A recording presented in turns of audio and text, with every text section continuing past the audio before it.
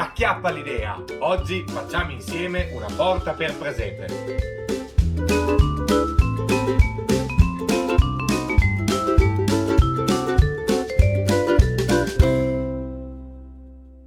Bentornati amici ed amiche su Acchiappa l'idea.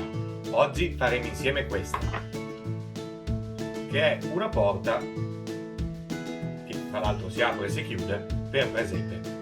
Ma prima di vedere come realizzo questo oggetto, vi volevo dire che questo canale ha quasi raggiunto i 4.000 iscritti e vi volevo assolutamente ringraziare per seguirmi in così tanti, e ho pensato di fare un rapidissimo sondaggio dove vi chiedo qualche opinione su come sta andando, sulle cose che posso migliorare e se avete delle idee di progetti che magari vi interessano. Quindi qua sotto nella descrizione trovate il link a questo sondaggio. Ci vogliono veramente 2 minuti per compilarlo. Se vi va mi fate un grossissimo favore. Compilatelo e poi dopo leggerò quello che mi scrivete. Passiamo però a questo progetto. Allora, questo progetto l'ho fatto con la balsa, che è un legno da modellismo principalmente, che si trova nei brico center tipo Leroy Merlin e similari, oppure lo si può fare anche utilizzando il polistirene. Il procedimento è molto simile, però col polistirene abbiamo già visto tutta una serie di progetti, quindi questa volta ho deciso di farvi vedere un po' come si lavora la balsa. È piuttosto facile, è un legno molto morbido. Io utilizzo un unico listello di balsa che lo faccio a fettine, dopo vedete nel procedimento, però vendono anche già dei fogli di diverso spessore, quindi magari se avete 2 soldini in più da spendere potete prendere anche i fogli già di spessori diversi. Adesso vediamo la scheda progetto e poi il procedimento per realizzare questo oggetto. Grado di difficoltà 2 su 5, tempo necessario 2 su 5, costo del progetto 1 su 5. Non preoccupatevi delle dimensioni dei vari oggetti, perché sempre qua sotto nella descrizione vi lascio il classico PDF nel quale vedete trovate molto più pratiche tutte le dimensioni dei vari listellini e della porta stessa. Questo oggetto è sempre fatto per statuine da 12 cm, che sono quelle classiche che utilizzo io nei miei progetti, dove quindi 10 cm reali diventano circa 7 mm del presepe. Se avete statuine di dimensioni diverse non è un problema, basta che cerchiate su Google Immagini griglia proporzioni presepe o una cosa simile e ottenete quindi una griglia dove potete andare a capire quanto deve essere il vostro oggetto nel presepe sulla base delle vostre statuine. Ma ho già parlato anche troppo, iniziamo subito a vedere come costruire questo oggetto. Noi ci vediamo alla fine del video. Ciao! Prendo quindi il mio pezzo di balsa e faccio dei riferimenti della larghezza dei vari listellini che poi dovrò andare a tagliare. Prendo quindi qualche misura, poi traccio delle linee lungo le quali vado a tagliare con il cutter, appunto, per fare i vari listellini, i vari pezzettini delle dimensioni giuste. Questi sono quelli che andranno poi a comporre la porta. Questi qui invece sono quelli che comporranno la cornice. Li segno della lunghezza giusta e per tagliarli utilizzo questo semplice seghetto con la lama da legno.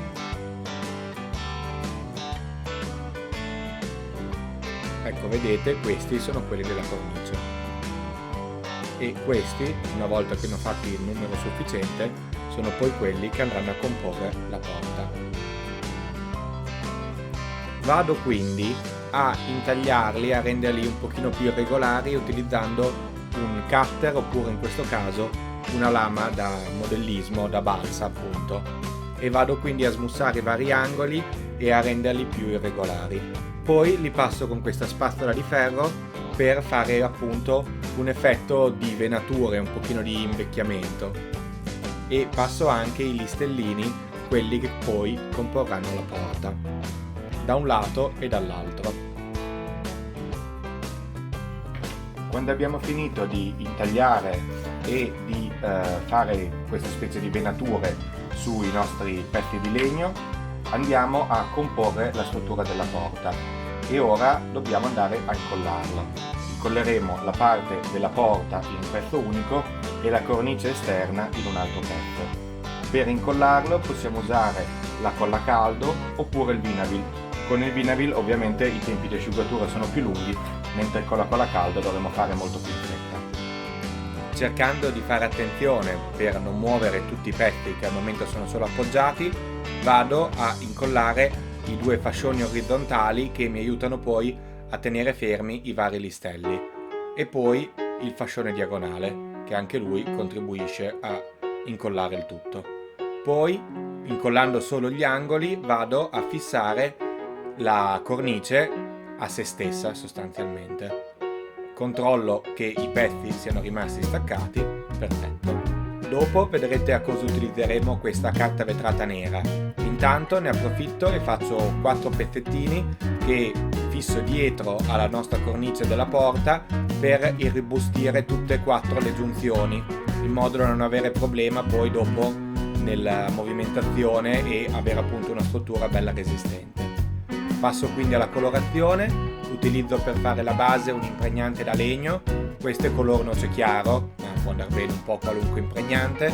Lo diluisco leggermente e lo passo su tutta la cornice della porta in modo da dare una bella mano di fondo scura.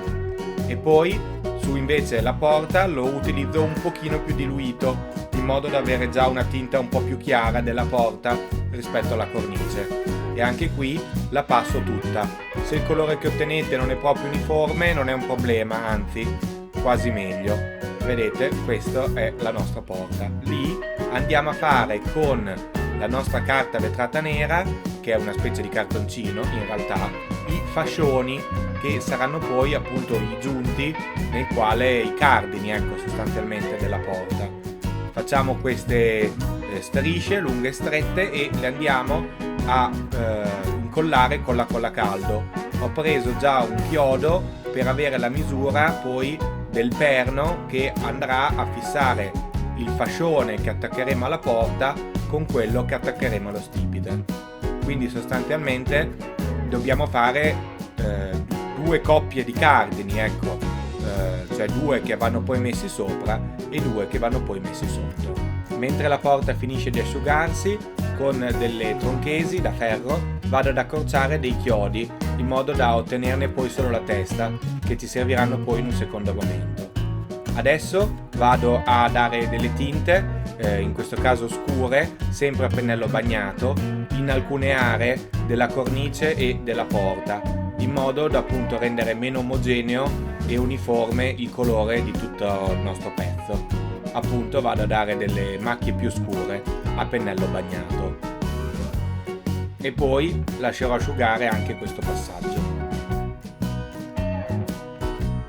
Adesso prendo un paio di cucchiaini di gesso, un pochino di terra, di sabbia e un pochino di Vinavil per ottenere un impasto che va a essere della densità circa dello yogurt e con il quale vado a intonacare con un pennellino il basamento, la base, lo stipite, ecco, della nostra porta, per dargli appunto un effetto un pochino diverso rispetto al resto della struttura, e lascio asciugare anche questo passaggio.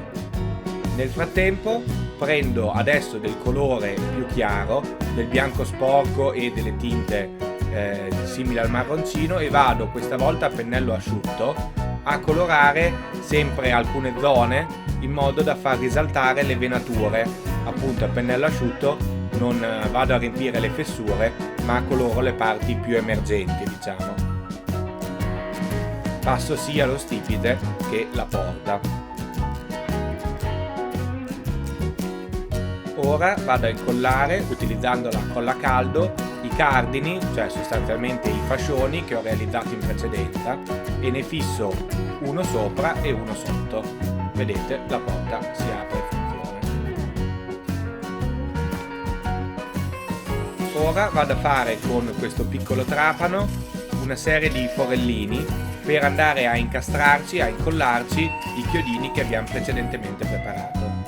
Per incollarli, in questo caso è meglio il Vinavil, perché si riesce a essere un pochino più precisi e avere un pochino più tempo per andare appunto a infilare il chiodino, perché con la colla caldo un punto di colla così piccola si indurirebbe un po' troppo in fretta, mentre invece il Vinavil per questo scopo è ottimale.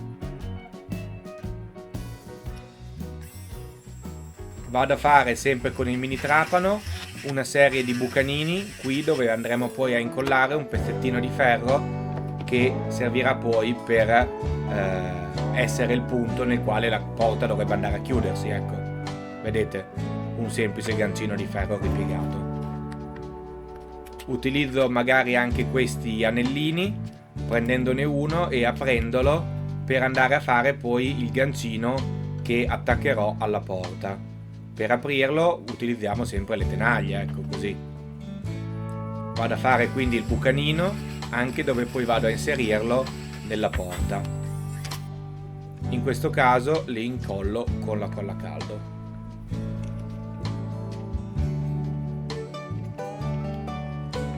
Per fare la maniglia utilizzo invece un filo, in questo caso di ottone, ma va bene anche un filo di ferro leggermente sagomato, e vado a fare anche qua un paio di bucanini per poi fissarlo alla porta.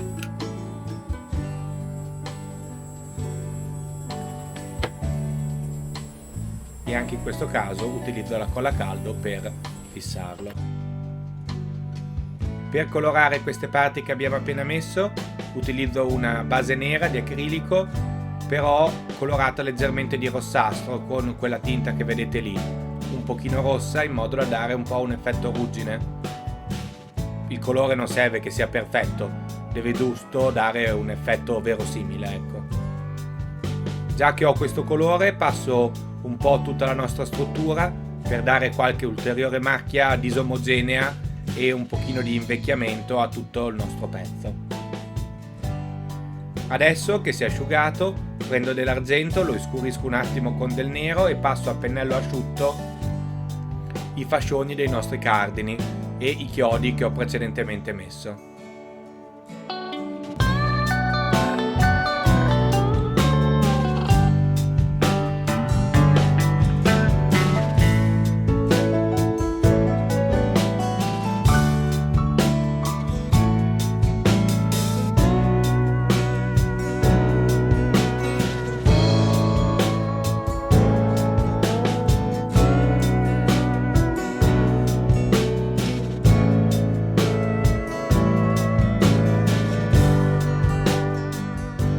Bene, e questo è il nostro progetto finito. Che cosa ne pensate? Si apre e si chiude. Avete mai provato a invecchiare il legno di balsa a ottenere un oggetto del genere? Al momento non è ancora una destinazione d'uso, diciamo. Magari se compilate il sondaggio come vi ho chiesto all'inizio del video, me lo potete consigliare nei commenti. Noi ci vediamo alla prossima idea creativa. Ciao!